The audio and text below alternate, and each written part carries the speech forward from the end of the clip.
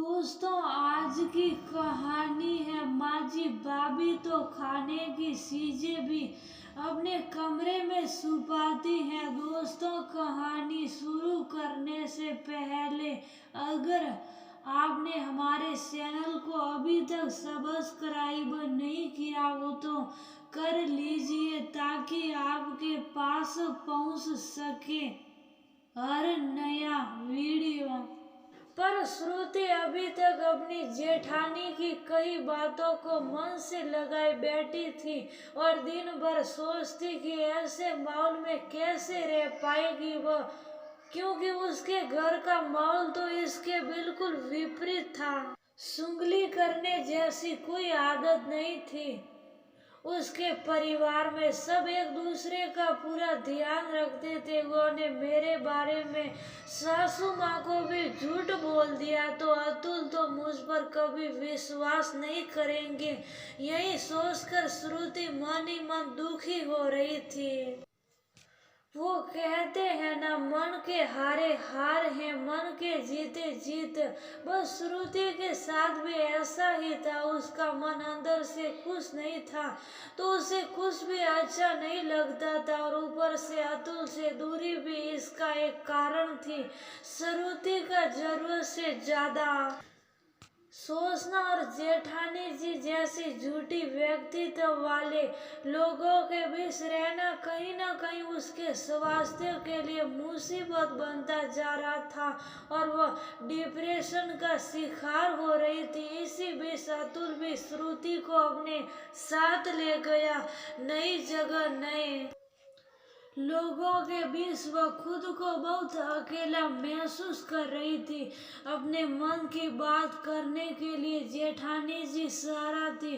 उस पर से भी अब उसका विश्वास उठ चुका था। जेठानी जी को बड़ी बहन की तरह प्यार दिया उसने, पर उन्होंने उस प्यार को मुसीबत का नाम दे दिया। ऊपर से उसके और अतुल के स्वभाव को देखते हुए रिश्तेदार और मेहमानों का आना जाना लगा ही रहता था और श्रुति और अतुल की शादीशुदा जिंदगी में उन दोनों का आपस का समय मेहमानों की आवभगत में जाने लगा।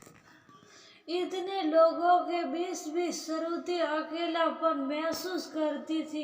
एक तो नई जगह, नए लोग और वहाँ का माहौल उसको समझ नहीं आ रहा था। ऊपर से अतुल का कम बोलने का स्वभाव जो उसको बिल्कुल पसंद नहीं था। अब उसने भी थोड़ा कम बोलना शुरू कर दिया था। वह अपने में ही रहती, खोई खोई सी, मुरझाई सी। अतुल ने एक दो दिन तो ध्यान नहीं दिया, पर अब उसको भी लगने लगा कि श्रुति कुछ बदल सी गई है। उसकी तबीयत भी ठीक नहीं है। शायद अगले दिन अतुल ने श्रुति को पूछा, क्या बात है श्रुति, आजकल तुम्हारी तबीयत ठीक नहीं है क्या? कुछ बोलती नहीं, अपने में ही खोई रहती हो, पहले से कमजोर भी लग रही हो। मुझे मम्मी भी बोल रही थी आजकल श्रुति की आवाज भी थकी थकी सी आती है। कोई मुसीबत है क्या? तुम दोनों में लड़ाई हुई है क्या, या कोई बीमारी हो गई? उसको डॉक्टर को दिखाकर दवाई दिला उसको। चलो, आज का अपॉइंटमेंट लिया है मैंने। श्रुति ने कहा, अरे नहीं अतुल, ऐसी कोई बात नहीं, तुम चिंता मत करो। हाँ, थोड़ी थकान सी जरूर है, मैंने ले ली है दवाई, हो जाऊंगी एक दो दिन में ठीक।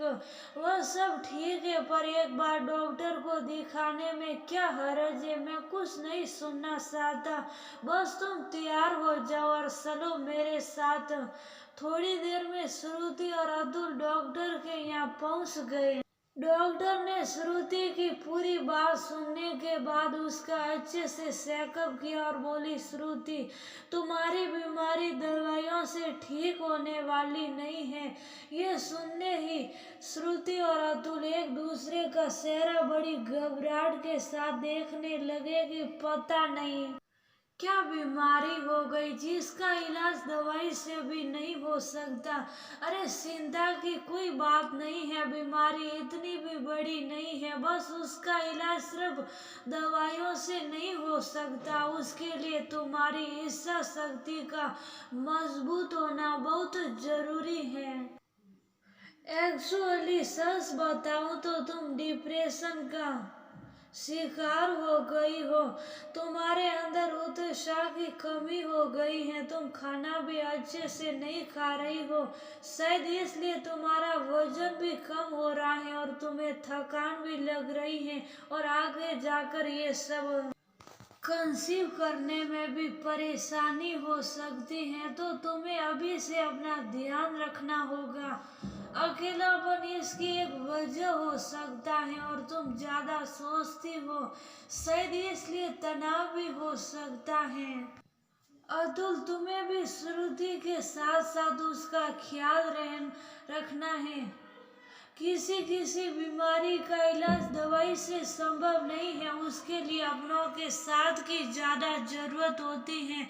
श्रुति को अकेले रहने के बजाय दोस्तों के साथ या अपने परिवार के साथ समय बिताना चाहिए। सुबह शाम वॉक पर जाओ, अपने पसंद का कोई भी काम करो, जैसे कोई क्लास ज्वाइन कर लो, dance class, library, yoga class, कुछ भी जिसमें तुम्हें रुचि हो। सकारात्मक सोच रखो और फालतू बातें सोचना बंद करो। जैसा तुमने मुझे बताया, अपने फोन पर मोटिवेशनल स्टोरी सुनो और देखो।